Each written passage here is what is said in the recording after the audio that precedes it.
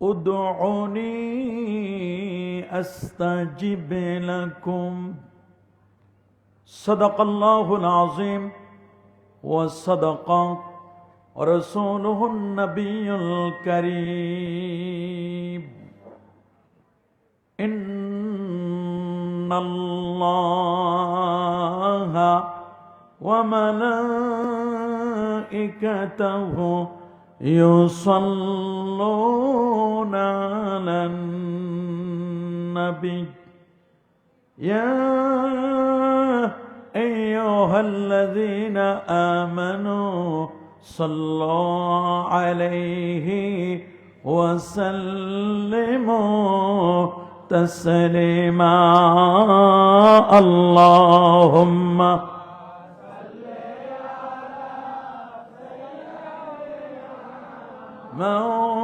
مولانا محمد وعلى آل سيدنا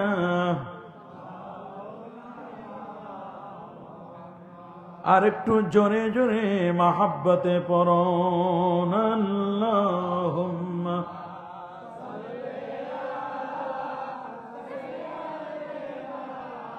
مولانا محمد وعلى آله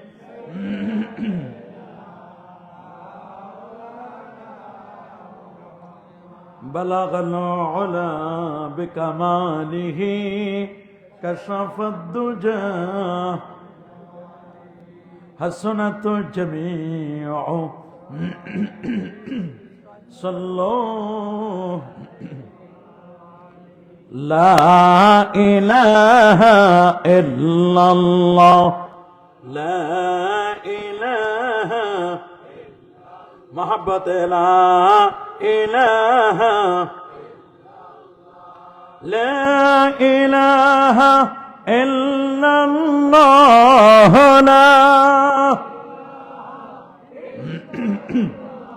لا إله سبحان الله والحمد لله لا إله لا إله لا إله سبحان الله والحمد لله لا إله لا إله لا إله حسبي ربي جل الله ما في قلبي غير الله نور محمد لا إله سبحان الله والحمد لله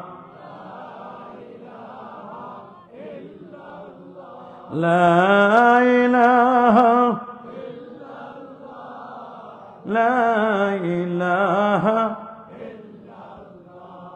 لا إله إلا الله محمد رسول الله صلى الله عليه وسلم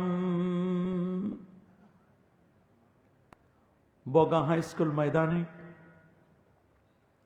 এই এলাকার মুর্দেগানদের রুহের মাগফিরাত কামনায় স্থানীয় ধর্মপ্রাণ মুসল্লিদের উদ্যোগে আজকের এই বার্ষিক ওয়াজ ও দোয়ার মাহফিল 2026 আজকের মাহফিলের শ্রদ্ধাভাজন প্রধান অতিথি আন্তর্জাতিক খ্যাতিসম্পন্ন মুফাসসির কোরআন বিশিষ্ট ইসলামী চিন্তাবিদ সরসিনার হযরত পীর সাহেব হুজুরকে আপনার সফর সঙ্গী লাখো আলেমের উস্তাদ উস্তাজুল আসাতিজা আমার পরম শ্রদ্ধাভাজন উস্তাদ সরসিনা দারুস সুন্নাত আলিয়া মাদ্রাসার সুযোগ্য প্রিন্সিপাল আলহাজ আল্লামা রুহুল আমিন আফসারি সাহেব বারাকাল্লাহু ফি হায়াতিহি।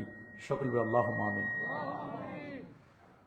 আজকের এই মাহফিলের সম্মানিত বিশেষ অতিথি কালাইয়া রব্বানিয়া কামিল মাদ্রাসার সম্মানিত প্রিন্সিপাল আলহাজ মাওলানা ASM আব্দুল হাই সাহেব, মাহফিলের ইন্তেজাম কমিটির পক্ষ থেকে মাওলানা মোহাম্মদ আব্দুর রহিম সাহেব, যিনি এই মাহফিলটিকে সাদারাতের সাথে যিনি মাহফিলটিকে ইন্তেজামের পিছনে শ্রম দিচ্ছেন, বিশেষ করে হাজি সাহেবদের খেদমত করছেন,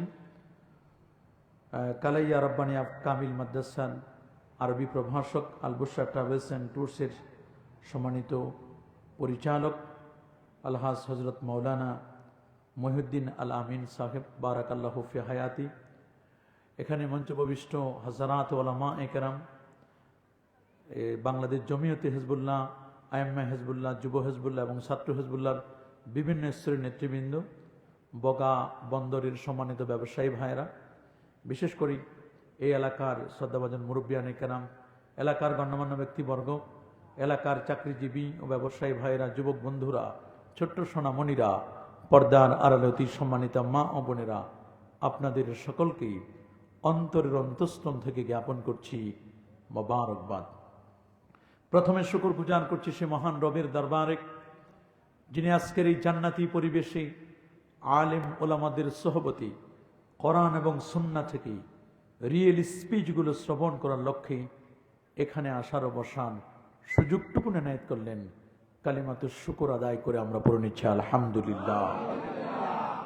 আর একটু জোরে বলছি আলহামদুলিল্লাহ।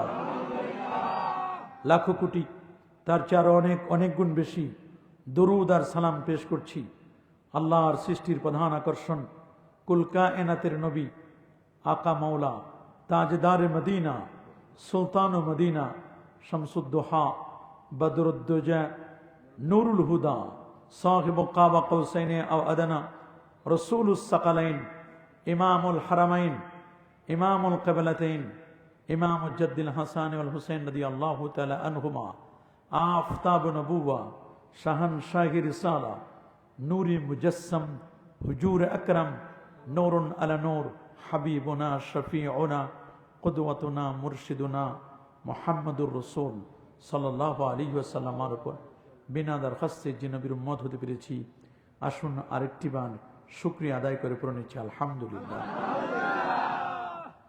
হাজিরিন, আমার উস্তাদ আলোচনা করেছেন, এরপর আর সাগরেদের আলোচনা লাগে না, শুধু কয়েকটি কথা না বললে নয় হুজুরের নির্দেশ পালনের জন্য।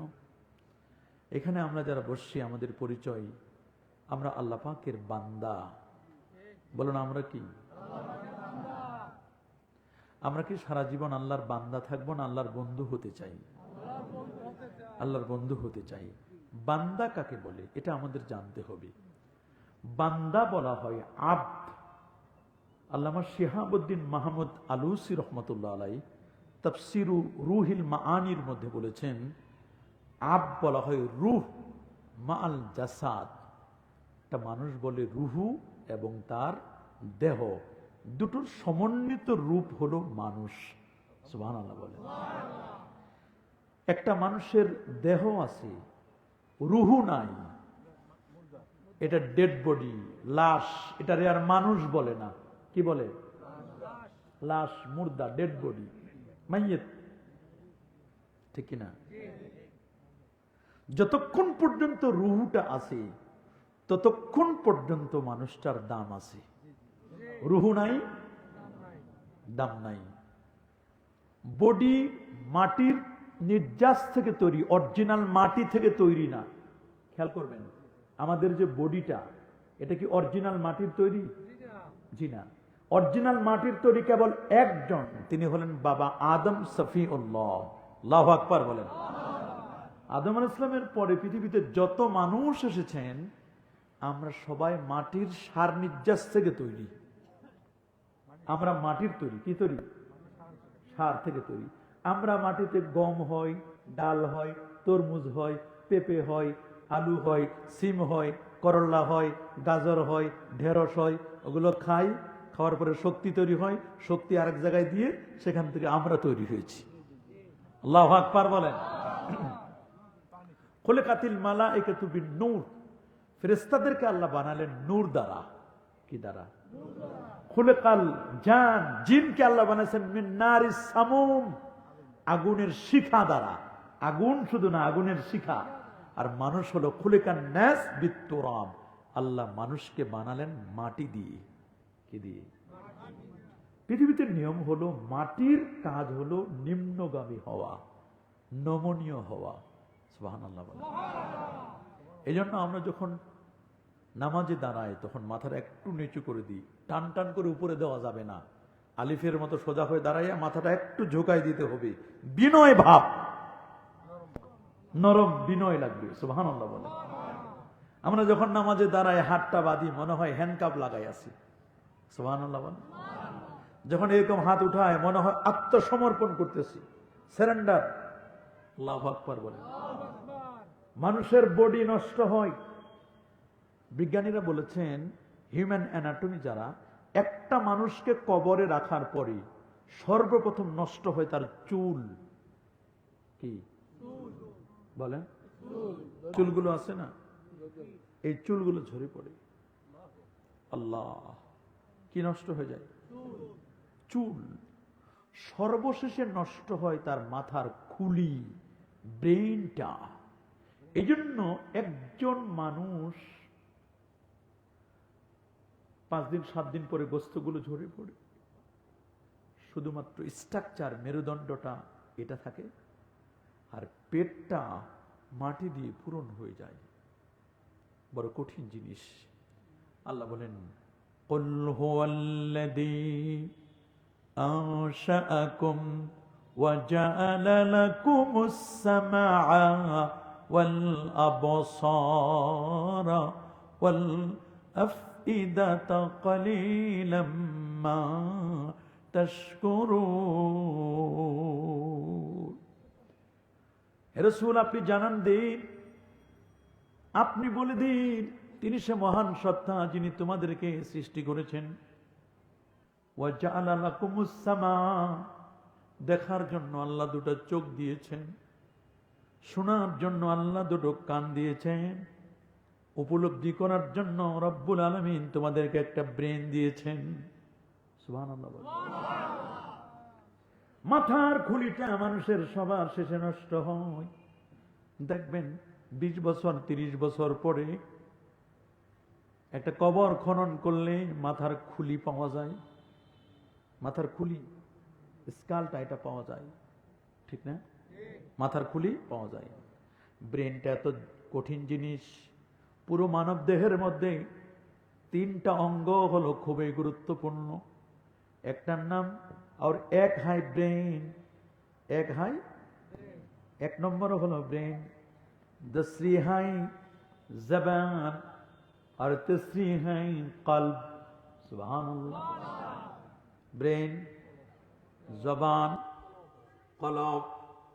বিজ্ঞানীরা বলেন ব্রেনটা একটা সুস্থ মস্তিষ্কের মানুষের ব্রেন ওজন হলো 3 পাউন্ড 1.5 কেজির মতো। এই ব্রেনটা যে চলে, ব্রেনের সূক্ষ্ম সূক্ষ্ম তার হলো 80 কোটি নিউরন দিয়ে গঠিত। কত কোটি তার? 80 কোটি তারের একটা তার যদি একটু ঢিলা হয়ে যায়, বগাবন্দরে কাপড় চোপড় খুলে নাচা শুরু করবে। মানুষ আর তাকে মানুষ বলবে না, বলে এটা পাগল। ঠিক কিনা বলেন? কত দয়ার আল্লাহ, মায়ার আল্লাহ। 80 কোটি নিউরন ঠিক রেখে, ব্রেনটাকে ঠিক রেখে বাজার ঘাট করেন, সব জায়গায় যান, সুস্থ রেখে দিয়েছেন। আমার আল্লাহ বলেন একটা সুস্থ মস্তিষ্কের মানুষের ব্রেনের ওজন হলো 3 পাউন্ড, মানে 1.5 কেজি। কয় কেজি বলেন? কি পরিমাণ এই 1.5 কেজি ব্রেনের মধ্যে কি পরিমাণ স্টোরেজ খালি জায়গা আছে, কি পরিমাণ ভ্যাকান্সি। আপনারা যে মোবাইলগুলো ব্যবহার করেন না, মুরব্বীরা তো কম করেন, ইয়ং যারা স্টোর যারা দেখেন তো কত বড় বড় মোবাইল। এক একটা মোবাইল হলো 64 জিবি, গিগাবাইট হলো এর খালি জায়গা।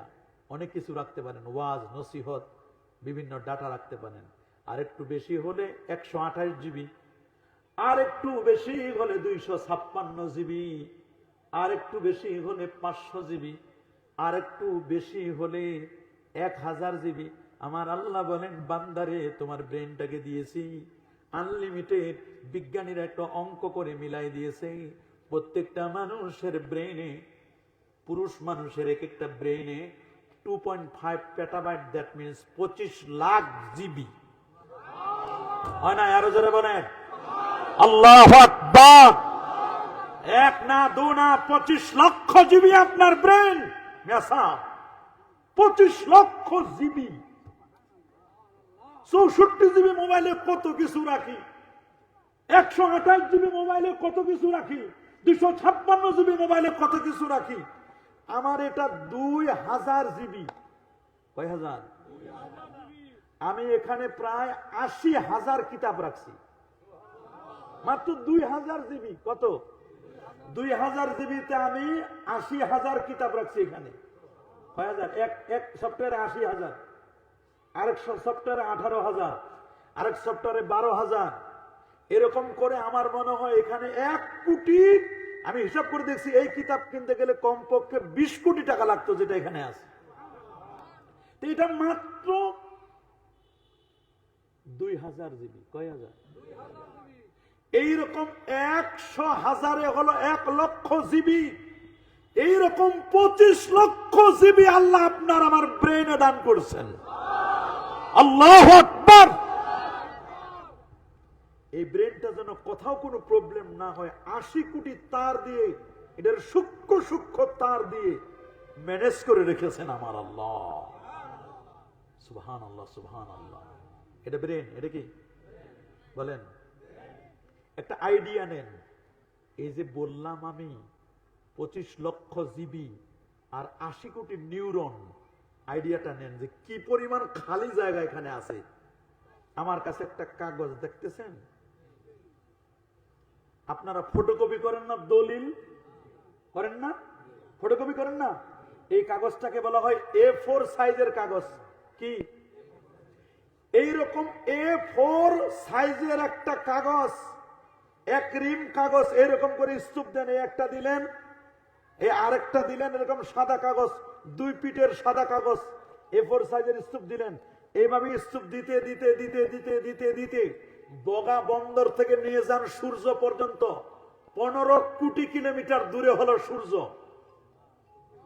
9 কোটি 30 লক্ষ মাইল। আল্লাহু আকবার।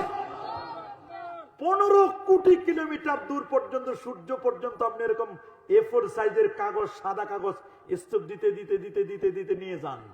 15 কোটি কিলোমিটার পরে আরেকটা নক্ষত্র দেখা যায়। সুবহানাল্লাহ বলেন।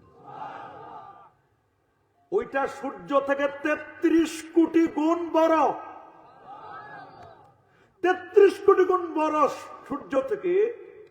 বেটলজিয়াস স্টার, ওই তারকা পর্যন্ত A4 সাইজের কাগজ নেন। কত স্তূপ দিবেন আপনি? এরপরে 33 কোটি গুণ বড় একটা তারকা, ওই তারকাটার নাম YX স্কুটি। ওই তারকা পর্যন্ত আপনি A4 সাইজের কাগজ নেন। নিতে নিতে নিতে নিতে নিতে নোভা, সুপারনোভা, প্রক্সিমা সেন্ট্রাই, অ্যান্ড্রোমেডা, কাগজের স্তূপ দিতে দিতে দিতে দিতে দিতে দিতে দিতে দিতে দিতে প্রথম আকাশ পর্যন্ত নিছেন।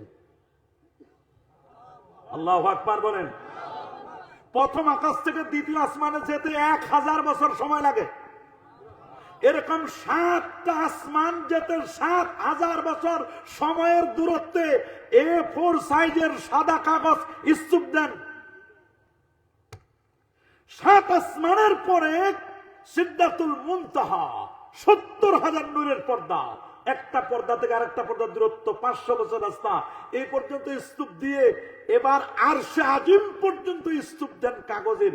ওই আরশে আজিমের শেষ পৃষ্ঠা আর বগাবন্দরের শেষ পৃষ্ঠা, মাঝখানে যত সাদা কাগজ এপিট ওপিট আছে, এইরকম সাদা কাগজের লিখতে যতগুলো কলম দরকার, যতগুলো কালি দরকার, যতগুলো লেখা দরকার, যতগুলো ডাটা দরকার, যতগুলো তথ্য দরকার, উপাত্ত দরকার, এই পরিমাণ খালি জায়গা আল্লাহ রাব্বুল আলামিন আপনার আমার ছোট্ট 1.5 কেজি ওজনের মগজে আল্লাহ দান করেছেন। হাতটা তুলে দেখান আল্লাহ। আরো জোরে বলেন আল্লাহ। নারায়ে তাকবীর, নারায়ে রিসালাত। আপনি চিন্তা করতে পারেন কি পরিমাণ ব্রেন আল্লাহ মানুষকে দান করেছেন। একটু খেয়াল করেন, তারপরও যে ব্রেনটা আল্লাহ দিয়েছেন, এখানে ব্রেন মানে কি 1.5 কেজি ওজন নিয়ে ঘুরতে ঘুরতে ঘুরতে ঘুরতে এখানে জ্ঞান তৈরি করে। এনে কি তৈরি করে? বিস্কুট ফ্যাক্টরিতে কি তৈরি হয়? ইটার ভাটায় ইট, সুবহানাল্লাহ বলে। জুসের মেশিনে জুস, আর এখানে তৈরি হয় জ্ঞান। যখন দেখি যে লোকটার জ্ঞান ভালো, বেটার জ্ঞানই, ব্রেন ভালো ছেলেটার, ছেলেটার কি ভালো? সব মানুষের জ্ঞান কি সমান? সবার ব্রেন সমান? সবাই কি এ প্লাস পায়? রাসূলুল্লাহর জন্য যখন কোনো কথা বলতেন 3 বার বলতেন। প্রথম কথা যেটা বলতেন, প্রথম মেধাবী যারা, তীক্ষ্ণ মেধাবী, ওরা বুঝে যাবে। মধ্যম মেধাবী যারা, এদের জন্য নবীজি ওই গুরুত্বপূর্ণ কথাটা দ্বিতীয়বার বলতেন। সর্বশেষ মেধাবী যারা, ওই গুরুত্বপূর্ণ কথাটা নবীজি তৃতীয়বার বলতেন। ইজা তাকাল্লামা, নবী যখন কথা বলেন, আদাহা সালাসা, 3 বার এটা রিপিট করেন। কারণ মানুষের ব্রেন কয় রকমের? ব্রেন নিজে কোনো জ্ঞান তৈরি করতে পারে না সহযোগিতা ছাড়া। যেমন একটা ইটের ভাটায় ইট বানাইতে গেলে খালি কি মাটি দিয়ে হবে? পানি লাগবে না? ফর্মা, আগুন, আগুন দিয়ে পুরাইতে হবে। আগুন দিয়ে পুরানোর পরে সব ইট সমান হয় না। 1 নম্বর ইট, 2 নম্বর ইট, 3 নম্বর ইট, আবার কিছু ইট আছে বেশি পুড়ে যায়, ওটারে তখন খোয়া বানায়। মুরব্বী কথা কোন না, কি বানায়? সভাপতি সাহেব আপনি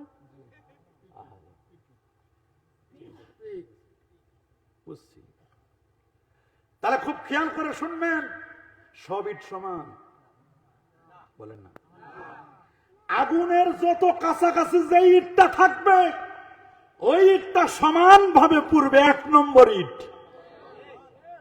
যে একটু দূরে থাকবে ওটা 2 নম্বর, যে একেবারে দূরে ওটা 3 নম্বর ইট। ওলি আল্লাহ, পীর গাউস কুতুব, কোরআন সুন্নাহর যে কাছে থাকবে সে 1 নম্বর মুমিন।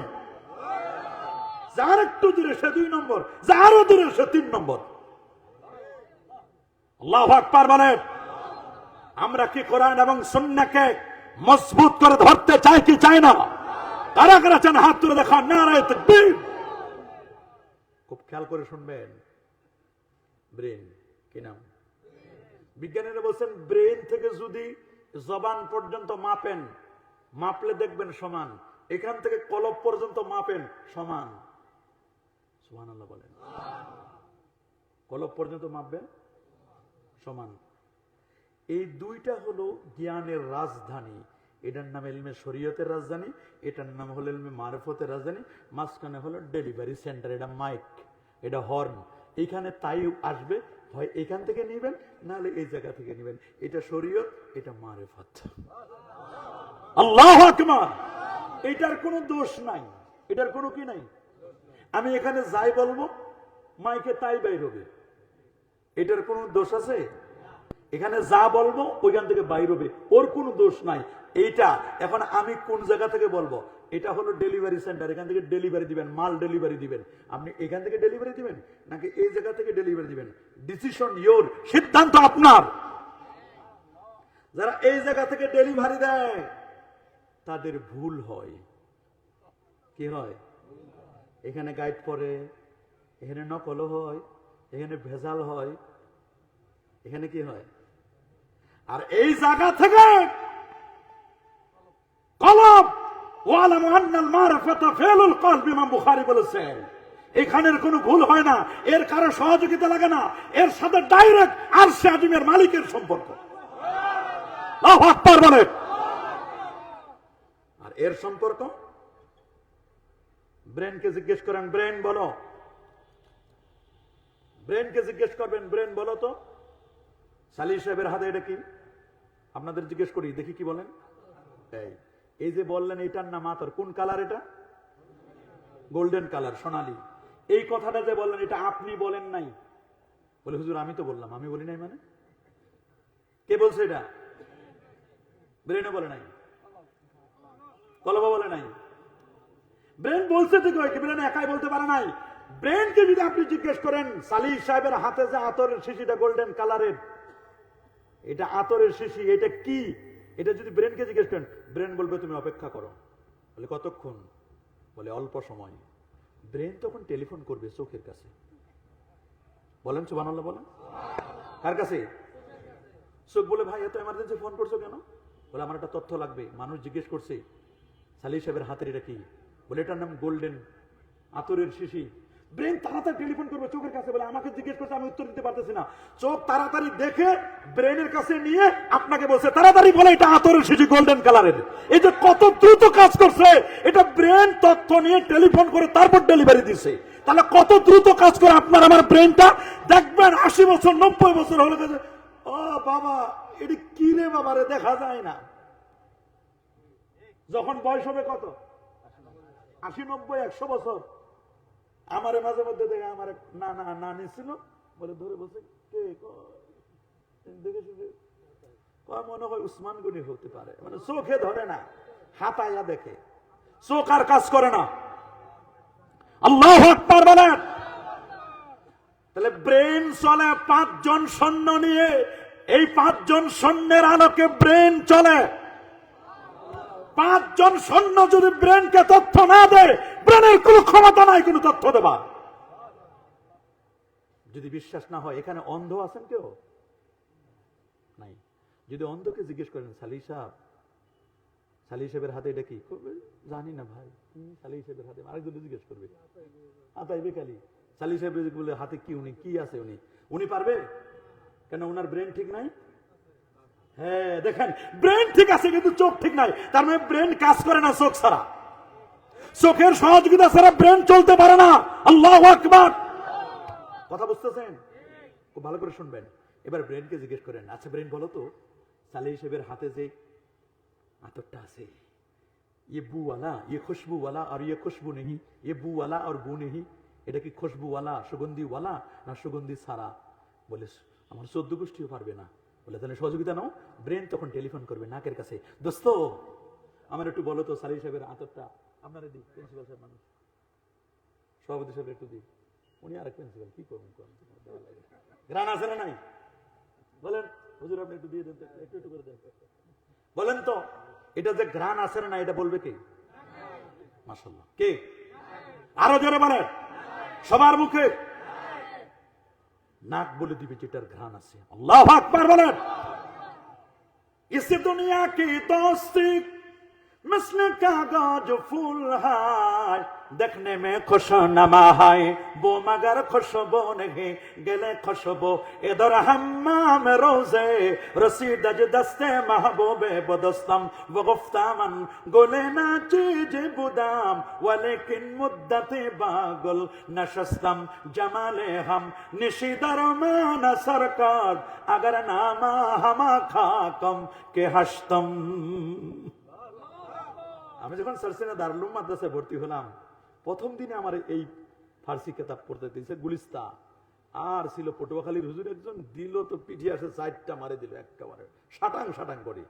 এই কবিতা পড়ার সময় মনে আছে, এই যে টিস্যু না, ये পারফিউম वाला না পারফিউম সারা, লেখা আছে পারফিউম মানে খুশবু वाला, বু वाला মানে ঘ্রাণ वाला।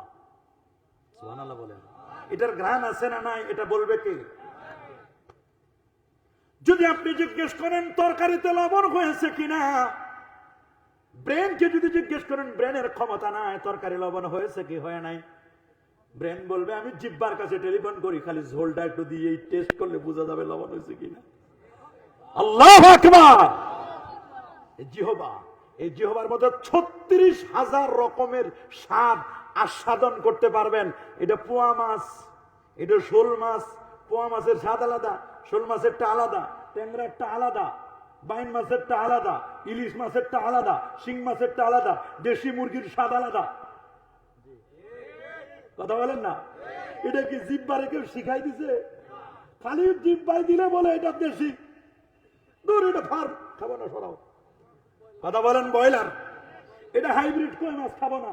এটা কি খালি চোখ দিয়ে দেখা, তারপরে যদি চোখ দিয়ে সমস্যা করে, এখানে যদি ভুল করে, তাহলে জিহ্বার কাছে গেলি ধরা পড়ে, অটোমেটিক স্বাদ বোঝা যায় দেশি না বিদেশি।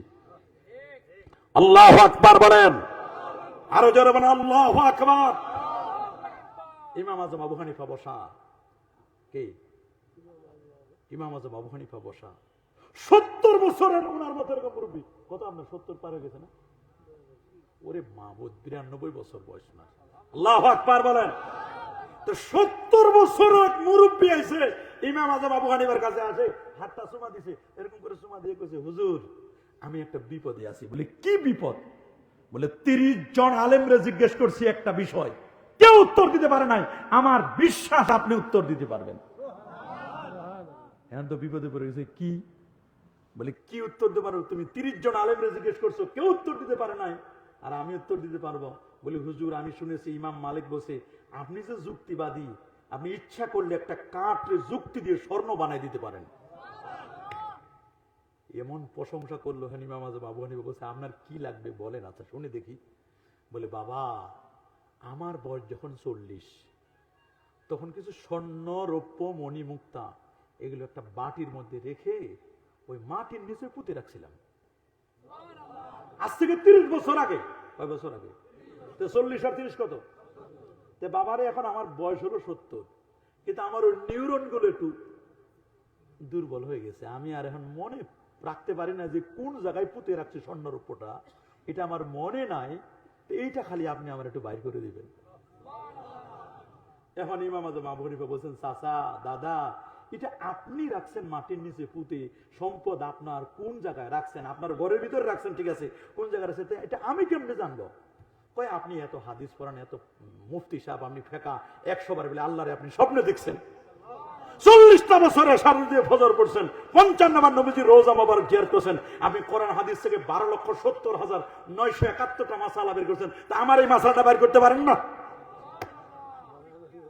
আবু হানিফা বদ ইমাম বাসাফা আসরাজে উম্মতানে মুস্তাফা সাহেব বজবো ইউসুফ কাজী শুদা ওয়াজ মুহাম্মদ যুলমেনানরা জি শুদা। উনি সিরাজুল উম্মতি। ইমাম আজম আবু হানিফা রাহমাতুল্লাহ আলাইহি বলেন, ঠিক আছে আপনার যদি খুব দরকার, বলে বাবা আমি বিপদে পড়ছি, ওই স্বর্ণরূপগুলো দিয়ে এখন পাই আমার সংসারটা একটু শান্তিতে চলবে, রোগ বালা থেকে একটু চিকিৎসা করতে পারবো, আমার খালি ওই অর্থটা একটু বাইর করে দাও। ইমাম আজম আবু হানিফা বলেন, আপনার ব্যক্তিগত ব্যাপার, এখন কি করব? আচ্ছা ঠিক আছে, তা আপনি একটা রাত কি আমারে দিতে পারবেন? একটা রাত? কয় রাত? বলে হ্যাঁ দিব। কি করে লাগবে আমারে বলেন? বলে আজকের রাতে আসার নামাজটা পড়ে আপনি ফজরের আগ পর্যন্ত আপনি নফল নামাজ পড়বেন। তো তাতে কি হবে? বলে ওই ফজরের আগে একটু দোয়া করবেন, দোয়া করে এসা ফজরের নামাজটা পড়ে আপনি ঘুমাই পড়বেন, দেখবেন আপনার ঘুমের মধ্যে বা সিস্টেমে যেভাবে হোক নামাজে বা সিস্টেমে হয়ে যাবে, পাই যাবেন আশা করি। একদিন চেষ্টা করে দেখেন, না হলে পরের দিন আরো করবেন। বলে আচ্ছা যদি একদিনে যদি এই কাজ করে যদি আমার 70 বছর 40 বছর 30 বছর আগের টাকা পয়সা যদি আমি পাই, তাহলে সমস্যা কোথায়? করব, আজকেই করব। ঠিক আছে। উনি এশার নামাজটা পড়ে খাওয়া দাওয়া করি সুন্দর করে উজু করে ফ্রেশ হয়ে আল্লাহু আকবার নামাজে দাঁড়ায় গেছে। আলহামদুলিল্লাহ রাব্বিল আলামিন আর রহমানির রহিম মালিক ইয়াউমিদ্দিন। সারা রাত পড়তে হবে তো, ধীর স্থির ভাবে তেলাওয়াত করতেছেন। শয়তান এমার্জেন্সি তার চেলা সামুন্ডার নিয়ে মিটিং ডাকছে। কি ডাকছে? ওস্তাদ এমার্জেন্সি কল করলেন। বলে আমি বিপদে না পড়লে তোমাদের কল করি। বলে ওস্তাদ কেন ডাকলেন? বলে তোমরা দেখো না এলাকার মধ্যে কি ঘটতেছে। বলে কি হয়েছে? বলে এই লোকটা সারা রাত নামাজ পড়বে, কতগুলো সেজদা দিবি, তো ও সেজদা দিলে আমার কলজা ছিঁড়ে যাবে না? নাউজুবিল্লাহ বলেন। কে বলতেছে? মিস্টার ইবলিস। সাঙ্গ পাঙ্গ যারা আছে সবাইকে ডাকছে। বলে ওস্তাদ এত এমার্জেন্সি ডাকলেন কেন? বলে এমনি তো ডাকি নাই, এই লোকটা আজকে সারা রাত নামাজ পড়বে, ইমাম আজম আবু হানিফার কাছ থেকে আসে সারা রাত নামাজ পড়বি, এই সারা রাত যদি নামাজ পড়ে কতগুলো তার সেজদা হবে? বলো সেজদা তো অনেক হবে। তাইলে সেজদা শয়তান কি সেজদা দিছিল? দেবে? সেজদা দিলে তার শয়তান হইতো না। এই লোকটা যে সেজদা দিবে তোমরা কিভাবে সহ্য করবা? বলে ওস্তাদ কি করণীয় সেটা বলেন। সুবহানাল্লাহ বলেন। বলে করণীয় মানে এই লোকটা কেন সারা রাত নামাজ পড়বে খুঁজে দেখো। বলে এই লোকটার সম্পদ হারায় গেছে, ওনার বাড়ির মাটির নিচে পুঁতে রাখছে, সম্পদটা পায় না, তাই ওটা পাওয়াই দিলে তো আর নামাজ শেষ। ওস্তাদ এটা তো আমরা বুঝি নাই। চিন্তা করে দেখেন কারবারটা। বলে এটা পাওয়াই দিলে তো, এটা পাওয়াবো কেমনে? বলে ওনার বাড়িটা মাটির নিচে সার্চ দাও। বলে ওস্তাদ সময়? বলে 1 মিনিট। 1 মিনিটের মধ্যে আমার তথ্য বাইর করে দেবে কোন পিলারের নিচে টাকা রাখছে, স্বর্ণরূপগুলো পুঁতে রাখছে। বলে ওস্তাদ আপনার দোয়াই, ইবলিসের কাছে বলতেছি, ওস্তাদ আপনার দোয়াই 1 মিনিটও লাগবে না, 30 সেকেন্ডের মধ্যে কাম সারা। মুহূর্তের মধ্যে বাড়ি সার্চিং দিয়ে রোগে রোগে ছিল না শয়তান, পুরো বাড়ি সার্চিং দিয়ে অমুক পিলারের নিচে অর্থ আছে, যাইয়া মূল শয়তান যেটা ইবলিস, বলে ওস্তাদ পাইছি ওই অমুক পিলারের নিচে আছে। বলে ঠিক আছে যাও কাম শেষ, যাও দেখো নামাজ কারে বলে, আমি দেখাইতেছি তোমাদের। প্রথম রাকাত শেষ, দ্বিতীয় রাকাতের জন্য সূরা ফাতিহা পড়তেছে, আলহামদুলিল্লাহি রাব্বিল আলামিন পড়তে পড়তে ওয়ালাদ-দাল্লিন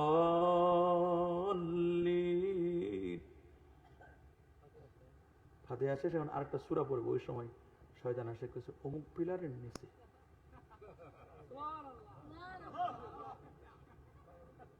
অমুক পিলারের। এখন বিপদে পড়ছে, কোন সূরা পড়বে? দেহে 114 সূরার মধ্যে সবচেয়ে ছোট কোনটা? আল্লাহু আকবার। সবচেয়ে ছোট সূরা কোনটা? এই তো হুজুর কই দিছে, কই কাউসার। কাউসার পড়ে মনে মনে কইতেছে পাবো তো, কাউসার খালি শেষ হয়েছে, রুকুতে যাবে, হ্যাঁ পিলার তো ওইটাই রাখছিলাম, মনে হয়েছে। তাড়াতাড়ি সালামটা ফিরাইতে দেরি,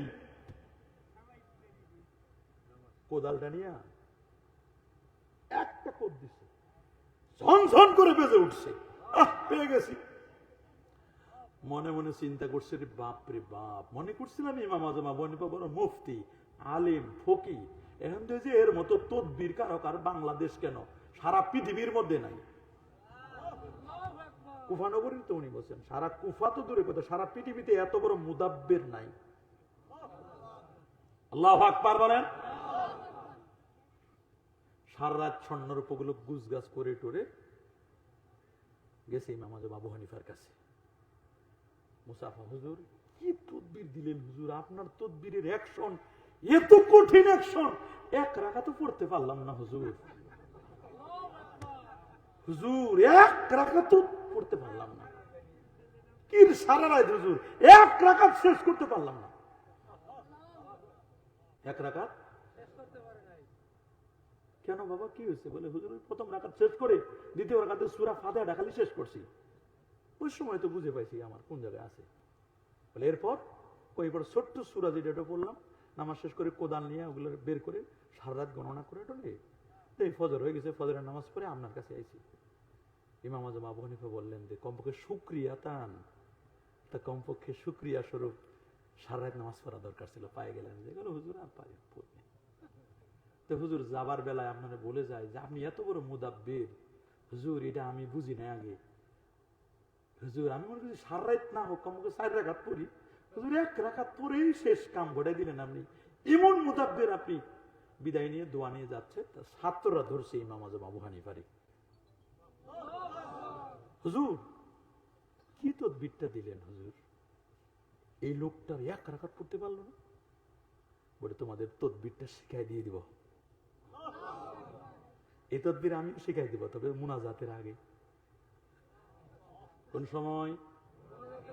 জোরে বলেন আল্লাহু আকবার। দোয়া আছে না নাই? উদউনি আস্তাজিব লাকুম, তোমরা আমার কাছে দোয়া করো, আমি তোমাদের দোয়ায় সাড়া দিব। ইন্নাল্লাযীনা ইস্তাকবিরুনা আন ইবাদাতি সায়াদখুলুনা জাহান্নামা দাখিরিন। এই পৃথিবীর জমিনে যারা দোয়া করতে অহংকার বোধ করে, আল্লাহর ইবাদতে নিজেকে আত্মনিয়োগ করে না, রব্বুল আলামিন বলেন তাদের ঠিকানা হলো জাহান্নাম।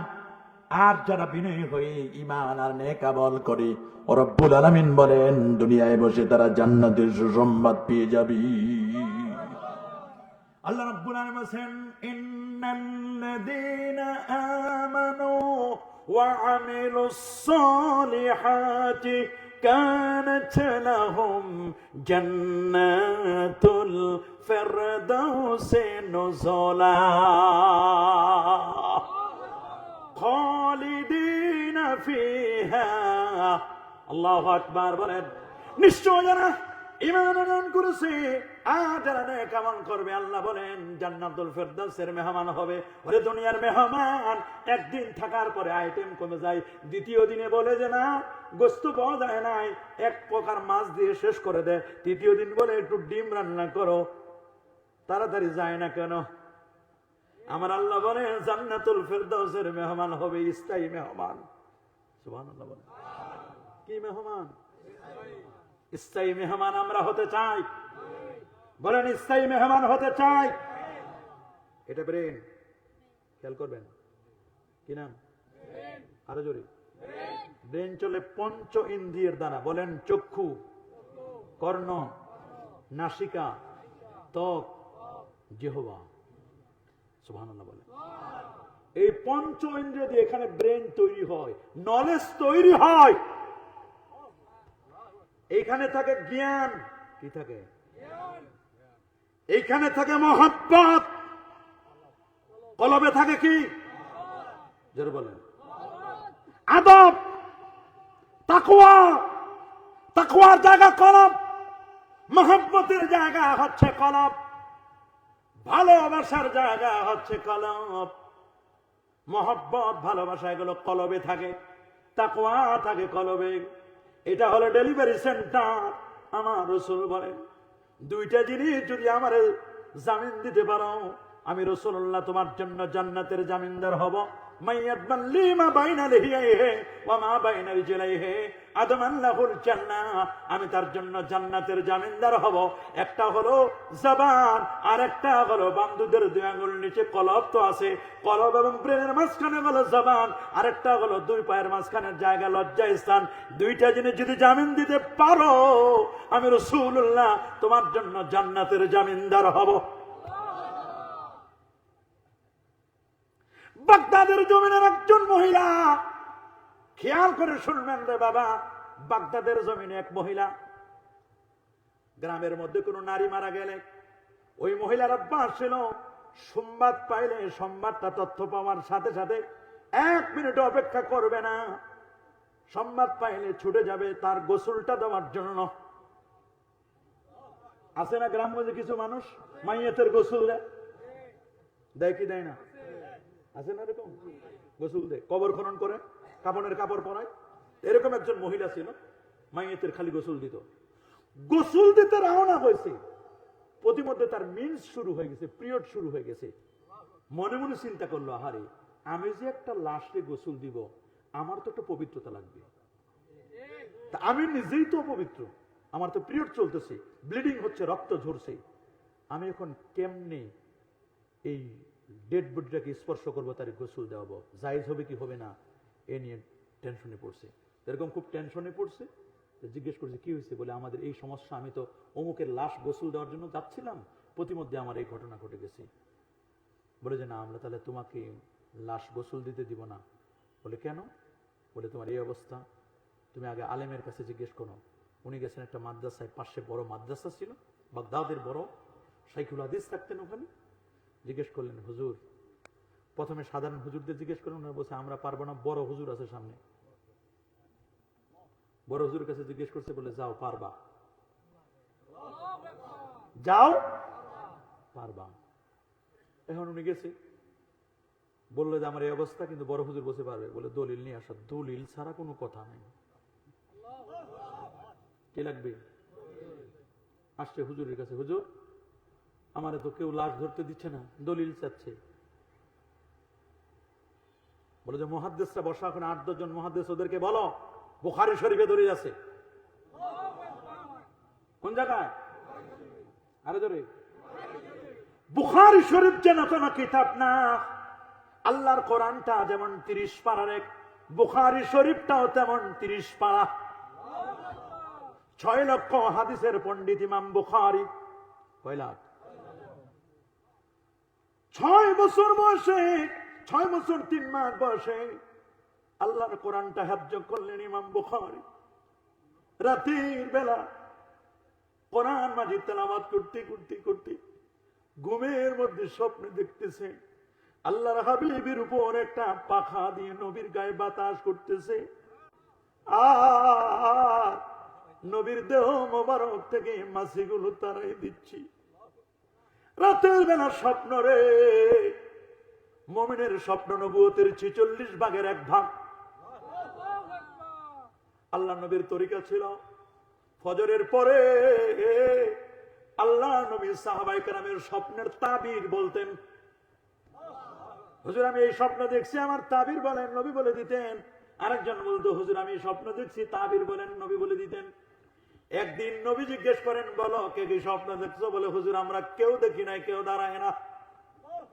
আল্লাহ নবী বলেন আমি রাসূলুল্লাহ বলতেছি তোমরা কেউ স্বপ্ন দেখো নাই, আর আমার আল্লাহ আমারে আজকে স্বপ্নে দেখাইছে। এতদিন আমি তোমাদের স্বপ্নের তাবির করেছি, আজকে তোমরা আমার স্বপ্নের তাবির করো, দেখি কি হবে। সবার মনে খুশি, আমরা আজকে কেউ স্বপ্ন দেখি নাই, রাসূলুল্লাহ স্বপ্নে দেখেছেন। হুজুর আপনি কি স্বপ্নে দেখলেন? নবী বলে মাতৃভূমি ছেড়ে চলে এসেছি, মায়ের দেশ, বাবার দেশ, আল্লাহর ঘর খানায় খাওয়াটা রেখে আসলাম। নবীজি মাতৃভূমি ছেড়ে আসার সময় চোখের পানি ছেড়ে ছেড়ে কাঁদলেন। ইয়া মক্কা, ইয়া মক্কা, মক্কার দিকে তাকাইয়া কান্নার রোল পড়ে গেল নবীজি। কাঁদতে কাঁদতে কাঁদতে কাঁদতে কাঁদতে আল্লাহ নবী যখন হিজরত করতে আসলেন, হিজরত করতে যাওয়ার সময় চোখের পানি মুছে দিলেন। আবু বকর সিদ্দিক রাদিয়াল্লাহু আনহু কাঁদবেন না, যেতে যেতে যেতে যেতে যেতে যেতে সামনে গেলেন। সামনে যাওয়ার পরে বলেন আবু বকর চোখের পানিগুলো শেষ হয়ে গেছে, পিপাসা লাগছে, একটু খাবার পাওয়া যাবে নি, একটু পানি পাওয়া যাবে নি, কোথাও কোনো দুধ পাওয়া যাবে নি। বলে হুজুরের সামনে একটা বাড়ি দেখা যায়, উম্মে মাবাদের বাড়ি। আমি শুনেছি উম্মে মাবাদ নাকি এই রাস্তা দিয়ে যারা যায় যত মুসাফির আছে মুসাফিরদের একটু খাবার দাবারের আঞ্জাম করে, একটু পানি খাওয়ায়, একটু দুধ খাওয়ায়। নবীজি বড় আশা নিয়ে বলেন ঠিক আছে যাত্রা বিরতি করো। আবু বকর যাও একটু বাসায় গিয়ে সালাম করো। সালাম দিলেন। উম্মু মাবাদ, তার প্রকৃত নাম হলো ইসমুহা আতেকা, তার নাম হলো আতেকা। আতেকাকে গিয়ে সালাম দিলেন। মৃদু মৃদু কণ্ঠে আওয়াজ আসতেছে, মা, ও মা, মুসাফির আমরা দুইজন, আমাদের একটু খাবার দিবানি। উম্মু আতেকা বলে আমি জীবনে বহু মানুষ দেখছি, জানালার ফাঁক দিয়ে আমি একটু পাথরের কিনারা দিয়ে দেখলাম পৃথিবীর সেরা সুন্দর মানুষটা মনে হয় আমাদের বাসায় এসেছি। চোখগুলো এত সুন্দর রে, কপালটা এত সুন্দর, চুলগুলো এত মসৃণ, মনে হয় পূর্ণিমার চাঁদটা আমার ঘরে আসছে। তার সাথে যিনি আছেন তাকেও তো সুন্দর দেখানি, যখন হাসি দেয় চোখ থেকে মুখ থেকে যেন মুক্তার দানাগুলো ঝরছে। কথা বলার সময় নূরগুলো চমকায়। উনি কোন দিকে মাথাটা একটু নিচু করে উনি আমাকে জানতে চেয়েছেন মা আসেনি কোনো খাবার? দুঃখ রে, ইয়াস পালানা, বড় দুঃখ। প্রতিদিন কত অতিথি খাওয়াইলাম, কত মেহমান খাওয়াই রে। কে গো তোমরা দুজন মেহমান? আমার মনে হলো এত ভালো মেহমান আমার জীবনে কাউকে পায় না। কিন্তু দুঃখ, আমার স্বামী সকালবেলা বকরিগুলো নিয়ে গেছে, উটগুলো নিয়ে গেছে, গাভীগুলো নিয়ে গেছে, সবগুলো নিয়ে চলে গেছে। কোনো খাবার দাবারের পানি পর্যন্ত নাই, দুধ না। নবী বলে আবু বকর ওই কোনায় একটা ছাগল দেখা যায়, বকরির বাচ্চা দেখা যায়। সহিহ হাদিসের মধ্যে লেখা বকরির বাচ্চারা দেখা যায়। অনুমতি নাও উম্মু মাবাদের কাছে। আমরা উম্মু মাবাদের এলাকায় যখন যাই, হাজী সাহেবরা চোখের পানি রাখতে পারে না। এবছর যদি আপনারা যখন যাবেন আল্লাহ যদি আমারও নেয়, এবার আমারও যাবার নিয়ত আছে, জানা যাবে।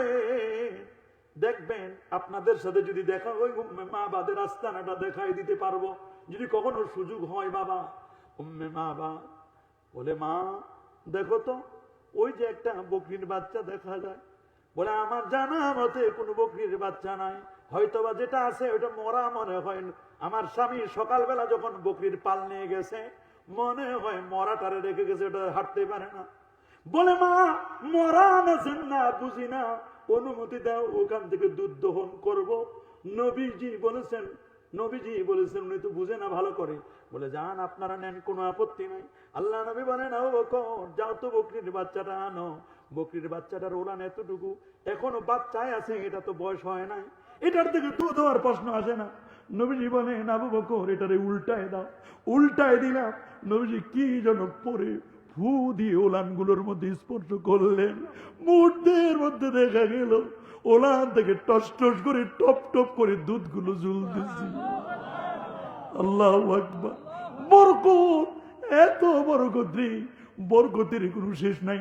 কোরআন বলছে, ওয়ালাউ আন্না আহলাল কুরা আমানু ওয়াত্তাকাউ লাফাতাহনা আলাইহিম বারাকাতিম মিনাস সামাই ওয়াল আরদ।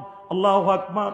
যদি জনপদের মানুষগুলো দুইটা জিনিস আমারে দিত, একটা হলো ঈমান আর একটা হলো তাকওয়া, আমি আল্লাহ আসমান আর জমিনের বরকত দিয়ে ভরপুর করে দিতাম। কিরে আবু বকর কি দেখো? বলি, হুজুর আমি দেখবো কি? সিদ্দিক আকবর চোখের পানি মুছতে মুছতে বলেন, হুজুর কি করলেন? বলে, উম্মে মাবাদ আতে কাকে বলো, একটা বড় বালতি দিতে। বলে, হুজুর বকরির দুধ বালতি কি করবেন? বলে, তুমি নিয়ে আসো বালতি। বকরির বাচ্চাটা যখন উপরে উঠায় ধরলেন, নবীজি সিদ্দিক আকবরকে বলেন, বালতিতে দুধ দহন করো। বালতিতে দুধ দহন করলো, আধা বালতি দুধ। আল্লাহু আকবার। আধা বালতি দুধ। নবীজি বলেন, আগে তো মালিক রে খাওয়াইতে হয়। হে আবু বকর যাও, এক গ্লাস দুধ উম্মে মাবাদকে বলো তুমি যেন খাও।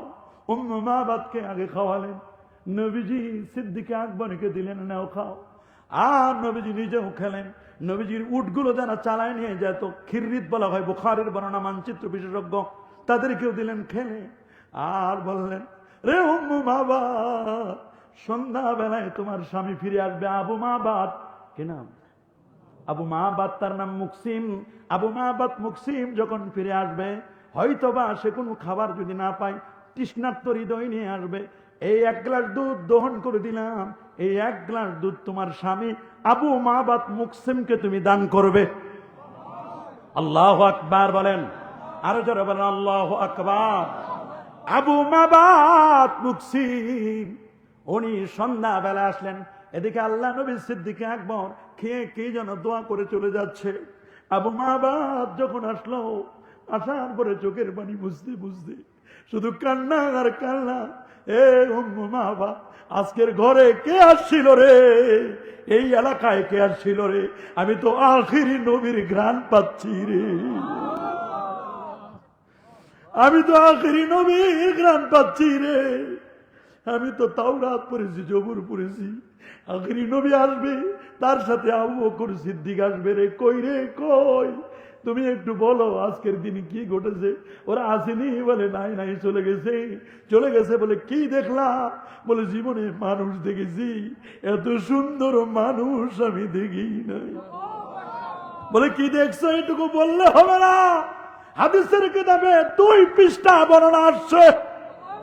এত সুন্দর শব্দ হাসান বিন সাবিত বলেছেন, ওয়াহসানু মিনকা লাম তারা কাত্তু আইনি ওয়াজমালু মিনকা লাম তালিদিন নিসা খুলিকতা মুবাররাম মিন কুল্লি আইবিন কান্নাকা কদ খুলিকতা কামা তাশা। আব্দুল্লাহ ইবনে মাসউদ বলেন, এ বাবা হাসান বিন সাবিত বলেন, ওয়াহসানু মিনকা লাম তারা কাত্তু আইনি, এই চোখ কখনো এত সুন্দর কাউকে দেখে নাই, কোন নারী এত সুন্দর সন্তান কাউকে জন্ম দেয় নাই। নবী কোন রাস্তা দিয়ে হেঁটে গেলে গোলাপের ঘ্রাণ পাওয়া যেত, জিজ্ঞাসা করার লাগতো না কি হাল। আল্লাহু আকবার।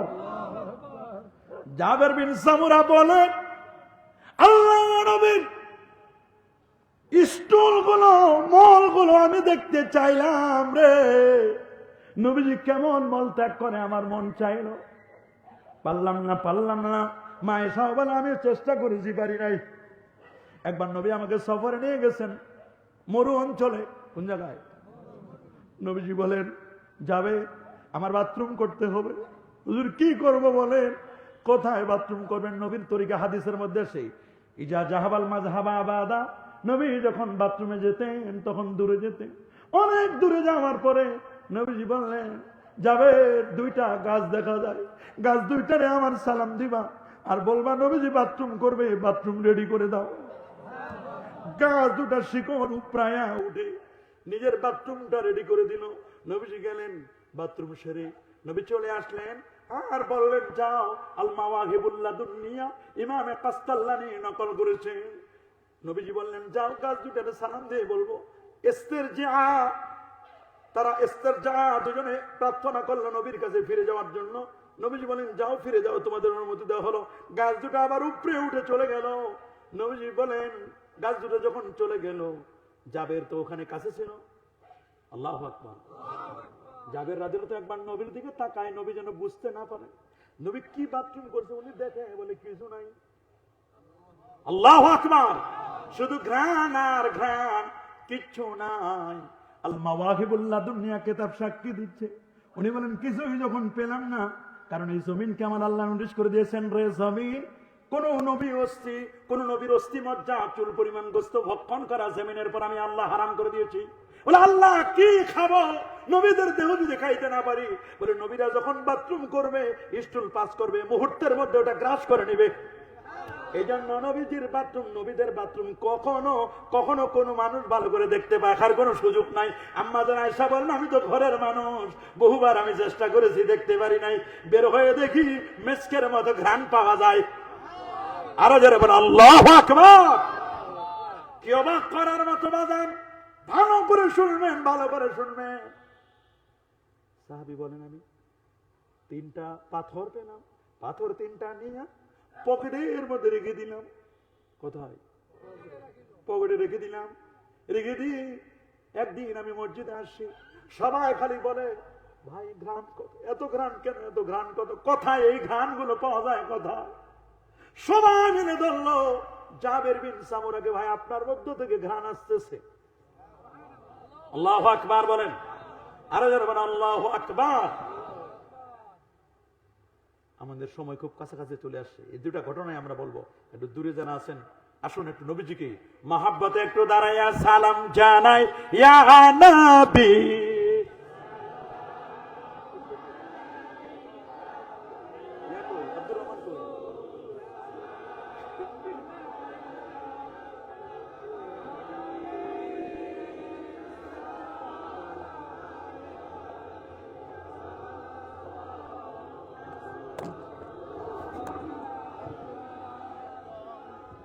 दीदारे रोजा की तमन्ना दिल में है, यही तराना हो कैसे मदीना जाना, बेकुल है दिले दीवाना।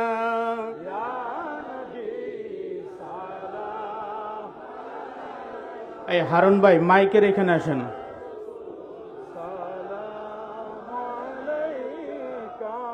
ইয়া হাবিব সালাম আলাইকা সালাওয়াতুল্লাহ,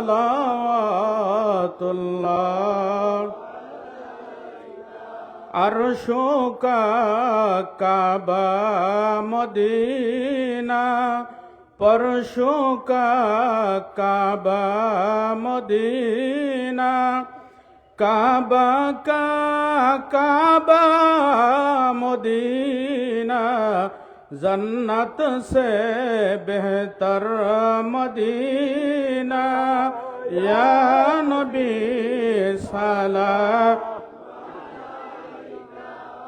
ইয়া রাসূল সালাম আলাইকা ইয়া হাবিব সালাম আলাইকা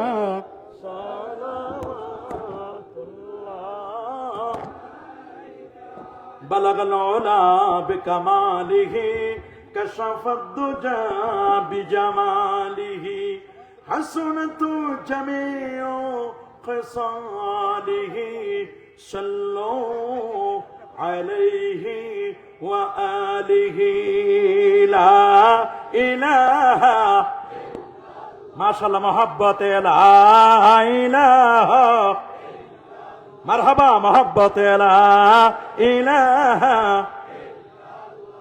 الله الله الله الله الله الله الله الله الله الله الله